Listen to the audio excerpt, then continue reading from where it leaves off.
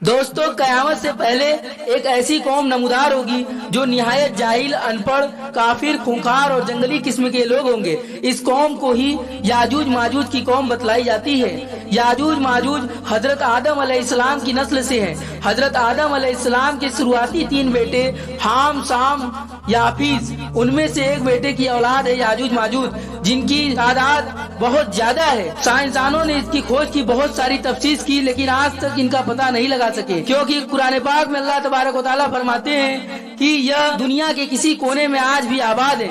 यकीनी तौर पर कोई नहीं बता सकता कि ये कहाँ आबाद है। साइंसदानों ने बहुत खोज की, लेकिन इनका पता नहीं लगा सके और कभी पता लगा भी नहीं सकेंगे, क्योंकि अल्लाह तबारक व तआला इनको कयामत के करीब जाहिर करेगा और आजाद होते ही ये कौम सारी जमीन पर फैल जाएगी। फिर लूट मार, कत्लो गारत, हलाकत, तबाही, बर्बादी शुरू कर देगी। और जब यह एक दरिया के पास से गुजरेंगे तो वह सारे दरिया का पानी पी जाएंगे।